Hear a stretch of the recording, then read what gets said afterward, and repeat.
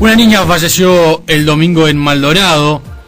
La noticia puede generar un vuelco en función de que podría haber fallecido, podría haber estado infectado con la gripe A H1N1, o por lo menos eso es lo que se sospecha luego de los análisis primarios. ¿Cuál es la situación en nuestro país respecto a este virus? Está con nosotros el doctor Gilberto Ríos, el director general de la salud. ¿Cómo le va, doctor? Buen día. Buen día, ¿cómo le va? Muy bien. ¿Efectivamente ha detectado el Ministerio la presencia del virus? Sí, nosotros a partir de la pandemia y por recomendaciones internacionales estamos obligados a hacer un monitoreo permanente de la circulación de virus respiratorio, porque no se quiere que pase lo que pasó cuando lo de México, que demoró mucho tiempo en darse cuenta que había un virus diferente que estaba causando una alta mortalidad. Y Uruguay entró en ese circuito y nosotros monitoreamos en forma permanente durante todo el año las infecciones respiratorias, sabiendo de que no es lo mismo en enero que en el invierno, que aumenta la curva. Claro. Y lo hacemos de tres maneras. Nosotros hoy por hoy todo ingreso por infección respiratoria aguda grave a los CTI se reporta al Ministerio, sea público, privado, adulto o niño. Por otro lado, tenemos el reporte de las emergencia prehospitalaria, porque mucha consulta de gripe es consulta domiciliaria y ellos también tienen una idea de cómo evoluciona en el año ese tipo de consulta. Y tercero, algunos puestos centinela. Y con ese panorama nosotros tenemos una curva que es la esperable para este invierno y que debería ser muy semejante a la curva del año pasado. Y estamos dentro de los términos esperados en cuanto al nivel de circulación del virus, la propia gravedad de algunos casos y la mortalidad. Hasta ahora tenemos comprobado por laboratorio 3 muertes. Por el caso de la niña, recién hoy en la tarde está el resultado final del laboratorio. Ahora, por lo que entiendo, usted le pido que lo explique mejor. Sí. En el caso de esta niña, no presentaba un cuadro grave. El cuadro se fue desarrollando una vez internada, digamos, la gravedad del cuadro. ¿Es así? Sí, nosotros lo que sí sabemos, a diferencia de los otros casos que sí fallecieron de gripe, que eran personas que presentaban otras comorbilidades, otros problemas de salud, esta era una niña sana. Claro. Y en realidad el detalle fino de cómo fue el proceso asistencial no tenemos, pero lo que sí es claro es que no deja de ser importante la conducta que adoptó el cuerpo médico de la institución, porque la niña consultó por una gripe y la internaron. Quiere decir que en realidad cuando consultó algo ya le dieron que determinó la decisión de ingresarla al sanatorio. Y en realidad lo que sí llama la atención es cómo en 48 horas tuvo esa evolución tan terrible que... Claro, y estando internada, además, estando internada, porque no, porque justamente a veces una gripe, en este caso de un contexto socioeconómico adecuado, un ambiente continente, se dice, bueno, una gripe, le damos la medicación para su casa. No, la conducta fue, la tenemos acá adentro y pasó lo que pasó. Por eso nosotros, independientemente de que vayamos a determinar si es H1N1, también queremos saber qué otros estudios se hicieron mientras estuvo internada, estudio diagnóstico, porque también la neumonía puede ser de causa bacteriana, de otro germen, para tener una explicación de ese desenlace tan acelerado que tuvo este caso. Ahora, usted dice que de todas maneras hay otras muertes que sí se adjudican a este virus. Sí, tenemos 3 muertes que se dieron en ese monitoreo de enero ahora, y que el pico más alto comenzó en la semana epidemiológica 21, que es el fin de mayo, y que son personas que en realidad tenían otros factores asociados de base que se descompensaron con la gripe y que después se suman y se potencian y son los que terminan desencadenando la muerte, ¿no? ¿Cómo puede combatirse el virus de la gripe A? Hay una pauta que se hizo en el 2009 que se mantiene. Nosotros hoy la vamos a refrescar a los equipos de salud para que la tengan, que es el diagnóstico es un diagnóstico clínico, que lo que pasa es que es muy difícil diferenciar, digamos, de una gripe común. Digamos, es una sintomatología de una gripe, solo que en algunos casos cada uno de los síntomas está más intensificado. Digamos, una fiebre no es 38, son fiebre de 40, el decaimiento es mucho mayor, etcétera, y ante la sospecha clínica y en la medida de que el virus que predomina desde el año 2009 es el H1N1, se plantea hacer el tratamiento sin confirmación laboratorial, ya se hace el tratamiento con el oseltamivir, que es el antiviral que se da para este caso. Y después las medidas típicas, bajar la fiebre, hidratar, mantener la función respiratoria y el control, eso es lo que, y el aislamiento, ¿no?, para evitar que contagie a otra persona. Claro, porque uno piensa en esta época, que donde las gripes son bastante comunes, en una familia donde cae un integrante con gripe, ante una alerta de estas características, digamos, la preocupación puede ir en aumento. Y muchas veces los servicios de salud o las emergencias que llegan, que envían un médico a la casa, no necesariamente tienen que darle la trascendencia que uno le da a una simple gripe, ¿no? Sí, pues no, por eso creo que por eso lo importante es un hecho no menor, digamos, que sea la consulta, sea el médico que determina, digamos. Claro. De repente el médico ve el cuadro y dice, no, esto para quedarse en la casa, no, vaya y consulta la emergencia porque es una placa. Va a la emergencia y de repente dice, no, yo la quiero ingresar porque quiero ver la evolución dentro de la institución. Pero ahí hay una consulta técnica, porque el gran tema de la gripe, el principal factor que hace que esté en la cultura ciudadana de que se la minimice como una enfermedad, es el hecho de, bueno, es una gripe, me bajo la fiebre y voy igual a trabajar, voy igual a estudiar, salgo en la lluvia igual porque después me abrigo.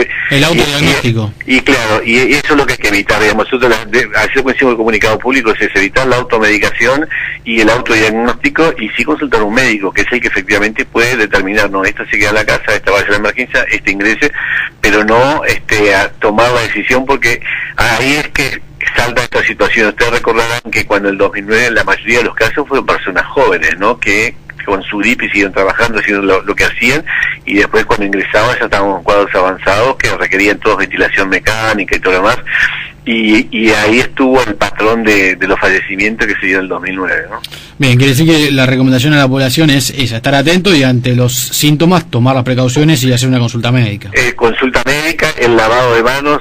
Bueno, eso quería preguntarle, porque cuando surge la enfermedad hubo una especie de furor preventivo con tapabocas, sí, con alcohol en todos los lugares donde circulaba público, había alcohol para lavarse las manos. ¿Se ha bajado un poco la guardia en ese sentido?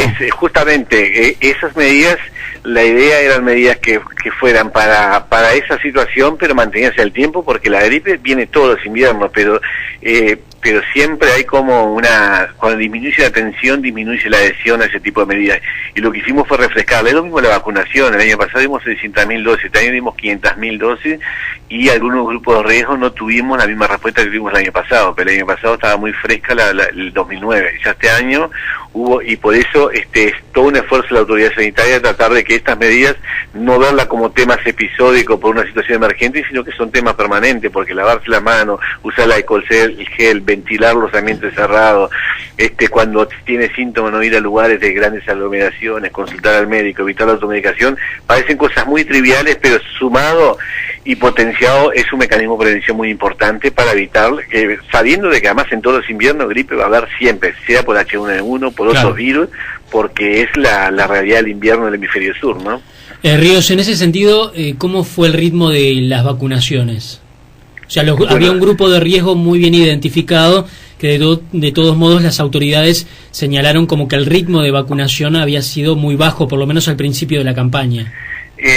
En realidad, más que bajo, la campaña lo que fue que no tuvo, digamos, este año la campaña lo que no tuvo fue situaciones de agujeros negros, que no hubo vacuna. Fue permanente en el tiempo mientras duró la campaña. Segundo, se hizo antes de empezar el invierno. Lo tercero, si es cierto, es que algunas poblaciones de riesgo que estaban como planificada su vacunación, se vacunaron menos que el año pasado. Ahí hay tres grupos. Uno son los niños de 2 a 4 años que pedimos que se vacunaran, se vacunó un 25% de la población esperada, las embarazadas que se vacunó también alrededor de un 28%, y el personal de salud que se vacunó alrededor de un 35%, como que son poblaciones que nos interesa que, como no es una campaña obligatoria, pero hay que buscar la manera de insistir para que se adhieran más a esta campaña, porque esa cobertura hace que tengamos más gente inmunizada, menos susceptible y menos posibilidad de propagación del virus cuando llegue la temporada. ¿Y a qué se le adjudica que tan bajos porcentajes de esos núcleos se hayan vacunado? Y es el hecho que no es obligatoria la vacuna. ¿Debería serlo? Y bueno, justamente ahora todo el mundo se está preguntando eso y nos está trayendo la discusión de que hay que discutirlo, porque en realidad hay un gran esfuerzo económico que hace el país cuando compra la vacuna. Claro. Es una pauta internacional, la vacuna está comprobada científicamente, laboratorios de alto renombre mundial son las que la elaboran, y con todas las condiciones, sabiendo que no hay una inmunidad del 100% porque los virus están mutando permanentemente, pero genera un gran colchón que minimiza y mitiga las repercusiones que tiene una gripe en todos los inviernos en cualquier país. Y bueno, y todo eso a veces no hay una contraparte de la población porque no se adhiere, incluso a veces hay disquisiciones o discusiones en la interna de los equipos de salud en cuanto a la recomendación, cuando en el caso de Uruguay no es el ministerio porque dice la OMS que hay que dar la vacuna, sino que la forma y los grupos de riesgo se discuten en una comisión asesora que tiene el ministerio, que participa en las cátedras de la facultad, las sociedades científicas, o sea que hay un gran colchón de opiniones que son las que después se ponen de acuerdo y definen esos grupos, pero después la vida demuestra de que no hay una respuesta homogénea en cada uno de ellos, ¿no? ¿De cara al invierno del próximo año quizás ya pueda ser obligatoria o todavía la discusión está muy lejos? Yo estoy madurando que creo que de repente para algún grupo hay que empezar a intentar buscar un mecanismo de obligatoriedad. ¿Qué cambia eso para las autoridades de la salud en cuanto a despliegue, transformar una campaña de vacunación en obligatoria? Y por un lado obliga a que cuando es obligatoria ya la compra es un gasto mayor, porque la compra tiene que ser para todo el universo. Cuando nosotros no compramos para todo el universo porque sabemos que siempre... Claro, hacer una estimación de cuánto. Ya ahora hay que hacer al total. Segundo, implica tener un dispositivo de acceso a los vacunatorios mucho más diversificado que se tiene hasta ahora para que sea realmente accesible a todos. Y lo tercero, un mecanismo de control que burocratiza o lentece el proceso de la vacunación, que en el caso de la vacunación antigripal lo único que se hace es le da a la persona y con eso se vacuna como es gratuita. Claro. En cualquier lado, digamos, hay un registro de cantidad de dosis y de edades de la gente que se dio y nada más que eso. Eso implicaría un carnet, un montón de cosas. Por eso en realidad se está madurando, porque la idea es que en el mundo está demostrado que la prevención, una medida de prevención es la vacunación. Entonces, si hacemos un esfuerzo, tratar de que se corresponda ese esfuerzo con la adhesión de la población, ¿no? Ya hay otras vacunas que son obligatorias. No, claro, nosotros hemos... Digamos, podría sumarse a... Claro, porque justamente la OPS, cuando todas las vacunas que tenemos en el certificado esquema de vacunación no es obligatorio, los organismos internacionales lo recomiendan que sea obligatorio. Esta antigripal no recomiendan que sea obligatorio. Pero si un país hace obligatorio, ellos no dicen que está mal, pero claro, creo que no hay antecedente en ningún país que esto sea obligatorio. Nosotros vamos a pensarlo, porque realmente esto que ha pasado ahora nos está pensando, bueno, cómo logramos una mayor cobertura para minimizar y mitigarlo, atenuar el impacto de la gripe en todos los inviernos, ¿no? Doctor, le agradecemos mucho estos minutos, ha sido muy amable. Bueno, gracias a usted, a las órdenes. El doctor Gilberto Ríos es el director general de la salud.